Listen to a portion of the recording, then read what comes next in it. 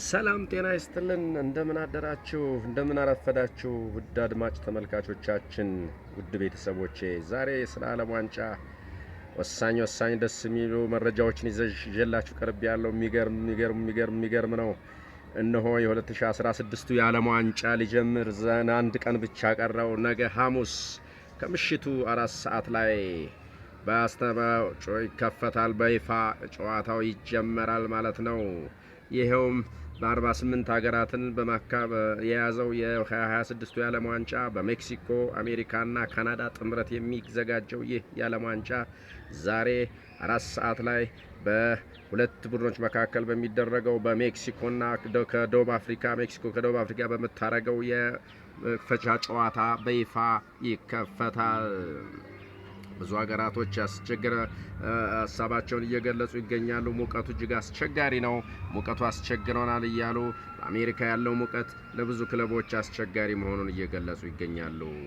የመክፈቻ ጨዋታው ምሽት 4 ሰዓት እንደተካሄደ ቀጥሎ ደግሞ ሌሊት ላይ ንጋት አካባቢ ደቡብ ኮሪያ ከቺጊያ ጋር ይፋለማሉ። ክለቦች የዓለም መለኪያ ጨዋታቸውንም እንዲሁ እያደረጉ ይገኛሉ። በአሁኑ ሰዓት ከ32 ሀገሮች ከአሁን በፊት 32 ሀገሮችን ያሳትፍ የነበረው ይህ የዓለም ዋንጫ ይህ ግዙፍ ውድድር ይህ ግዙፍ ቶርናመንት ዘንድሮ በአዲስ ሕግ መሰረት አይፋ ባወጣው በአዲስ ሕግ መሰረት 48 ሀገራት ሊሳተፉ እነሆ ዝግጅታቸውን ጨርሰዋል። 48 ሀገራት ይሳተፉበታል። በዚህ ቶርናመንት ላይ በዚህ በ26ቱ የዓለም ዋንጫ ላይ ካናዳ፣ ሜክሲኮ፣ አሜሪካ፣ ጃፓን፣ ኒውዚላንድ፣ ኢራን፣ አርጀንቲና፣ ጆርዳን፣ ደቡብ ኮሪያ፣ ብራዚል፣ አውስትራሊያ፣ ኤኳዶር፣ ኡራጋይ፣ ኮሎምቢያ፣ ፓራጓይ፣ ሞሮኮ፣ ቱኒዚያ፣ አልጄሪያ፣ ኮሎምቢያ፣ ፓራጓይ፣ ሞሮኮ፣ ደቡብ አፍሪካ፣ ኳታር፣ ሳውዲ አረቢያ፣ ኮት ዲቫር፣ ሴኔጋል፣ ፈረንሳይ፣ ክሮኤሽያ፣ ፖርቹጋል፣ ኖርዌይ፣ ጀርመን፣ ቤልጂየም፣ አውስትራሊያ፣ ስፔን፣ ፓናማ፣ ኮንጎ፣ ኢራቅ፣ ኢራን እንዲሁም ሌሎችም በዚህ ቶርናመንት ላይ ይሳተፋሉ። ይህ የ2026ቱ የዓለም ዋንጫ ከሰኔ 4 እስከ ሐምሌ 12 ድረስ 48 ሀገራትን ይዞ 2018 ዓ.ም ይካሄዳል። ያንዳንዱን ጨዋታ በመዳሰስ እናቀርብላችኋለን። ማን ዋንጫውን ያነሳል? ማንስ 16 ውስጥ ይገባል? ማንስ 8 ውስጥ እነማን ይገባሉ? 4 ውስጥ እነማን ይገባሉ? ለፍጻሜስ እነማን ይቀርባሉ? የሚለውን እስኪ እናንተ ግምታችሁን አስቀምጡልን። ላይክ፣ ሼር፣ ሰብስክራይብ እያደረጋችሁ ፕሮግራማችን እንዲሰፋ አድርጉ። ሰብስክራይብ አድርጉልን። ይህን ጨዋታ እያንዳንዱን እንተነትንላችኋለን። የአፍሪካና የኢራን ጋዜጠኞች በአሜሪካ ምን ገጠማቸው? እጅግ አወዛጋቢ ነገር። ቪዛቸው እንዳይደርስ በመከልከል በአሜሪካ አወዛጋቢነት። ምክንያቱም ኢራንና አሜሪካ ባለባቸው የጦርነት ወደ ስፖርቱ ሜን ፖለቲካ አምጥተውታል። እጅግ አሳፋሪ የሆነ ክስተት እየተፈጠረ ይገኛል። የኢራን ብሔራዊ ቡድንን በማንገላታት ቪዛ እስከ መከልከል ድረስ አሜሪካ ደርሳለች። ነገር ግን በአሁኑ ሰዓት ቪዛው እጃቸው ገብቷል። ሌላው አወዛጋቢና አስደንጋጭ የነበረው በዚህ የዓለም ዋንጫ እንግዲህ ከመጀመሩ በፊት በልምምድ ላይ የተፈጠሩ አንዳንድ ክስተቶች፣ ለምሳሌ የኒዘርላንድ ብሔራዊ ቡድን በልምምድ ቦታ በእባብና በጊንጥ ሊነደፍ አደጋ ውስጥ ገብቶ ነበረ። በሚለማመድበት ቦታ አደገኛ የሆኑ እባቦች ታይተዋል ተባለም።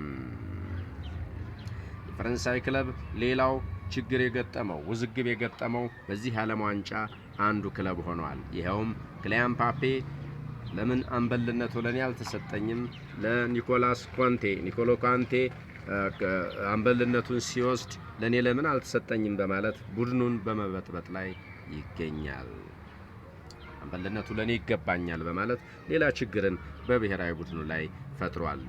ሄነሪ የድንቁ የአርሰናል አጥቂ የነበረው ሄነሪ ይህ ብሔራዊ ቡድኑን የሚጎዳ ወጣቶቹን የሚጎዳ ነው፣ ይህንን ማድረግ አልነበረበትም፣ ለሱም ጠቃሚ አይደለም ሲል ሀሳቡን እና ምክር አዘል ሀሳቡን ለክሊያን ምባፔ ገልጾለታል። ሌላው በኢራን ቡድን ላይ እንደዚሁ ኢራቅ ቡድን ላይ የደረሰ ሌላ አንድ ነገር ምንድነው? አባቱ በአሸባሪነት ካሁን በፊት የተገደለበት አይመን ሁሴን አሜሪካ ውስጥ እስከ መታሰርና ከፍተኛ ፍተሻም ተደርጎበታል። ይህም ሌላው አወዛጋቢና አስገራሚ የዓለም ዋንጫ ይዞት የመጣው ነገር ነው። ከውድድሩ በፊት እነዚህ ነገሮችን እያየን እንገኛለን። አዳዲስ ይፋ ያደረጋቸው አዲዳስ ይፋ ያደረገው የሊዮኔል ሜሲ